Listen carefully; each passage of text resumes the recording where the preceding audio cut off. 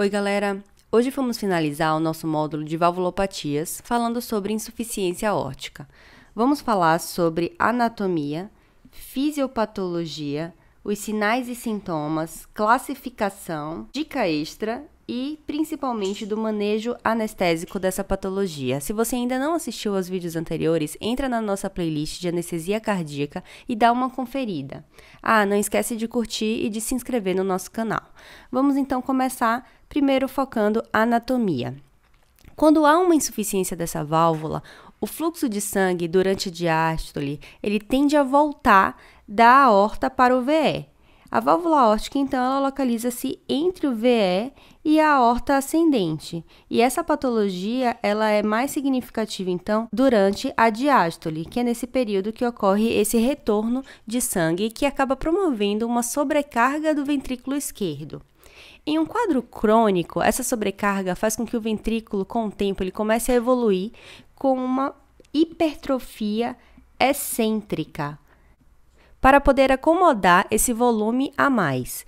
Em geral, a fração de ejeção é mantida pelo maior volume sistólico, mas com o tempo de hipertrofia e esse estresse da parede, o paciente começa a evoluir com a disfunção do VE irreversível e começa a tornar-se sintomático.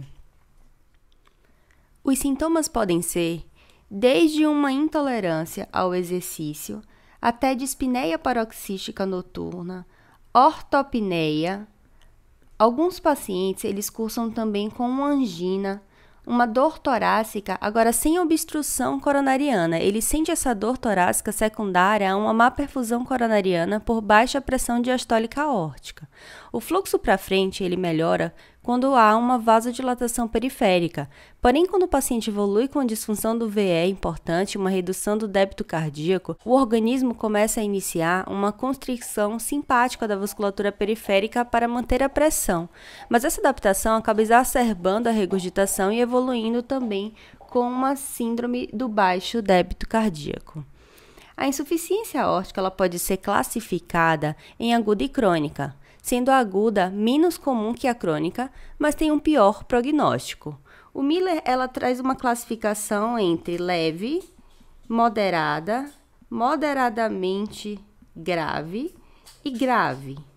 Essa classificação ela leva em conta a fração de regurgitação.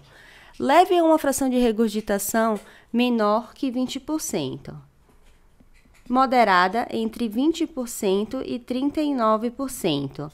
Moderadamente grave entre 40% e 60% e grave aquelas maiores que 60% de fração de regurgitação. Com relação ao manejo anestésico, vamos lembrar que a grande mensagem na insuficiência aórtica é evitar bradicardia. Esse paciente ele tem que manter uma frequência cardíaca em média de aproximadamente 90 batimentos por minuto. Devemos nos preocupar em manter essa frequência sempre próximo do limite superior, a fim de evitar um prolongamento do tempo diastólico. Com a frequência cardíaca maior, tem-se uma pressão diastólica maior, acarretando melhor perfusão coronária e melhor fluxo subendocárdico. Com o aumento do volume ventricular, a pré-carga ela deve ser ajustada para manter o enchimento do ventrículo dilatado. E a pós-carga ela deve ser diminuída para minimizar o gradiente transvalvar, melhorando o fluxo e a pressão diastólica final. Então, a frequência cardíaca ela é relativamente mais alta. A resistência vascular sistêmica ela tem que ser mais baixa para não criar essa resistência.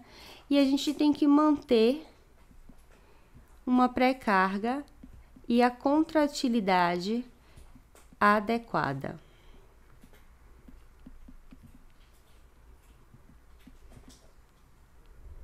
Por fim, quero destacar uma situação de insuficiência aórtica aguda. Apesar da insuficiência aórtica aguda ela ser um quadro menos comum, ela acarreta uma morbimortalidade maior.